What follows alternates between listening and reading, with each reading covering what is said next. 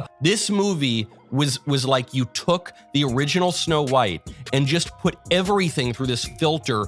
So from the casting to the class politics, it all was just bad. Now, if there's one thing to glean from this, it's actually the sheer quality of the negative reviews. So let me read you some quotes. It says, I paid nothing to watch the trailer, but I want my money. Oh, that's nice. Nice job. The movie has all kinds of problems that could be pinned partly on the producer. Like the producer did not do a good job. Nobody who produced this movie did a good job. This is someone who is as entitled as, I don't need your business. Once upon a time, well, not too long ago, there was a time when Hollywood stars were portrayed as being mysterious, charming, and talented. They were able to captivate the audience not because they had well-considered opinions, but rather because they possessed the appropriate presence. They have earned to be admired by you. There are a lot of self-appointed prophets in Hollywood today. These are celebrities who believe they are better than you in terms of morality simply because they have cried in front of a green screen on camera. There comes Rachel Zegler, a cautionary tale that is taking place in real time, the personification of everything that is wrong with contemporary Hollywood, and no, that is not an exaggeration. Despite the fact that she is not the disease itself, she is the symptom that refuses to go away. Hollywood is no longer producing films for the general public, rather it is producing films for political activists. It is the production of films with the intention of gaining fictitious points on social media, and this shift has permeated every level of the industry, from casting to writing to marketing. This is not about Rachel Zegler in a vacuum. She is just one example in a long line of actors who have turned into activists. These are individuals who believe that being woke is a strategy for advancing their careers. However, in contrast to Clooney, Derry, or even Tom Hanks, Zegler does not even have a legacy to fall back on. Therefore, she is only engaging in posturing, a lack of prestige, each and every political buzzword, no draw at the box office. Let's face the facts. It was not because she had earned her fame that Zegler was thrust into the spotlight. She received the major studio rollout, which included the remake of Snow White and West Side Story by Steven Spielberg.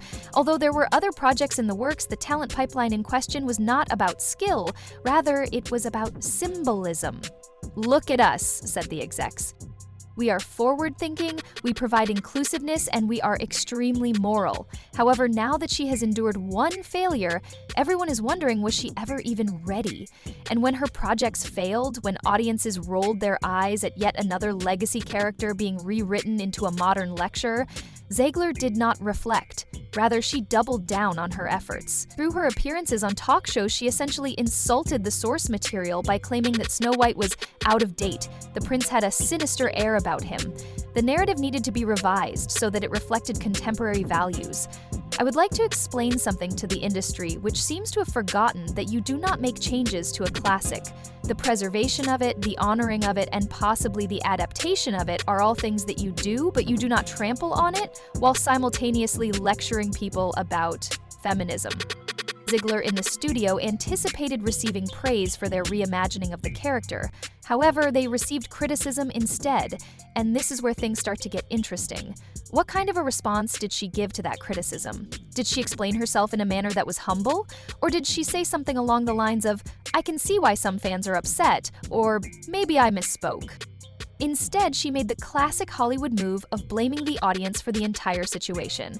It was her assertion that the criticism stemmed from poisonous fandoms, from childish backlash, and from people hiding behind screens. The arrogance is off the charts. These are the same individuals who assert that they desire engagement and community all the way up until the point where that engagement becomes critical. Zegler did not merely dig in. Rather, she took a jackhammer to her own public image.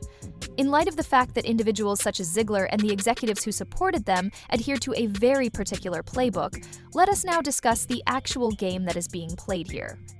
First step, incorporate political content into a film. The next step is to market the politics as being courageous and significant. In the third step, accusations of bigotry should be made against the audience when the public rejects the message. Gaslighting is a form of corporate manipulation, and Hollywood is constantly engaging in this practice. For this reason, they consider terms such as diversity, equity, and inclusion, DEI, to be magical shields, and they use them with great enthusiasm. You cannot criticize the movie because doing so would be a criticism of DEI. It would be the same as hating diversity if you were to dislike the character. It is the pinnacle of how bait and switch works. They wrap themselves in lazy writing and the language of progress and dare you to push back. But here's the thing, people aren't falling for it anymore. People who go to the movies on a regular basis, families with 4 members going to the theater, and couples who are selecting something to watch on Disney Plus are sick and tired of the feeling that they are being manipulated. It is not the finger wagging of a 22-year-old actress with a TikTok following and a superiority complex that they are looking for. Rather, they are looking for imaginative pleasure. We have now learned that Zegler is being dropped by a number of studios in a covert manner.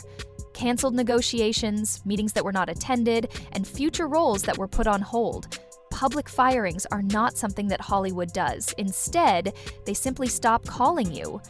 You can tell that the tide is turning by looking at this. She is now being treated as if she does not exist by the very same industry that provided her with everything. They used her for their PR moment, and now that the backlash is costing them money, they're cutting her loose. She is not the only one. This is something that is occurring all over the place. There is a growing realization among studios that the pursuit of virtue points does not result in financial gain. They are coming to the realization that audience fatigue is a real phenomenon, that you cannot build a franchise based on hashtags and applause on Twitter, and this is not because they have experienced a moral awakening. Rather, it is because they have experienced a financial awakening. With the release of Star Wars, Indiana Jones, and Snow White, Disney has been subjected to a series of setbacks, and now other studios are quietly distancing themselves from the same mistakes that Disney has made. During this time, Zegler is currently giving interviews, during which she makes a comparison between herself and a political martyr. She claims that the consequences she is facing are excessively severe, that she was punished for being an activist, and that audiences should be quiet if they do not have anything positive to say. She did, in fact, make that statement. Just try to picture yourself blaming the audience for the entire collapse of your career while still expecting them to pay you. She initially asserted that Snow White was not political, but then she admitted that the story was about a woman who chooses to be independent and does not require a prince. Storytelling that is driven by ideology is a textbook example. It is impossible to pretend that it is neutral when you are rewriting the core of the character to conform to a political template. And then there is this gem. There are no issues with the DEI philosophy. Okay, fine. Discuss that with me, shall we? DEI is a wonderful concept in theory. Who doesn't want fairness? Who doesn't want inclusion? But DEI in practice in 2025, laziness is being justified by using Hollywood as an example. It is not necessary for us to write good scripts. Because of its diversity, we do not require charisma. It is the participation trophy logic that has been scaled up to blockbuster budgets and audiences, and we have representation. They do not want to believe it. At this moment, you are witnessing a shift in the industry that is extremely slow. A quiet course correction is being made by studios. The administration of Donald Trump is pushing to eliminate diversity, equity, and inclusion mandates in the entertainment funding sector. A number of production houses have expressed their opinion that let's just concentrate on entertainment once more. And what do you think? Those are the individuals who are beginning to make money once more. Naturally, the Zegler crowd is putting up a fight against it too. They are vehemently defending their ideology because it is the only thing they possess. In the absence of activism, the only things that remain are performances that are not particularly impressive and a sense of entitlement. Zegler believes that in order to heal society, we must first educate ourselves. I believe that she should enroll in an acting class and learn how to read the room. This is the most important thing to remember. Rachel Zegler is not merely an unsuccessful actress, rather, she is a case study that illustrates what occurs when Hollywood prioritizes ideology over art, when it rewards conformity rather than creativity, and when it treats audiences as if they are adversaries rather than customers. She was handed the keys to the kingdom and she blew it. And she had opinions, and she weaponized those opinions because she thought the industry owed her success even if the public walked away, and that's the final irony. However, she had every opportunity to win people over. Instead, she chose condescension, she chose ego, and now she is choosing denial. She claims that she was attacked unfairly, but she had every opportunity to win people over. So, what does Zegler have in store for him? Presumably, there should be more interviews, more victim speeches, and more blurry selfie videos with Instagram captions about resiliency. However, as for major Hollywood films, that ship has sailed, and to tell you the truth, it's a relief. Let this be a turning point. Let this be the time when studios finally start hiring actors again. Not celebrities, not preachers, just actors who know how to tell a damn story. Share your thoughts with me. Do you believe Zegler is finished for good? Could it be that Hollywood is finally coming to its senses?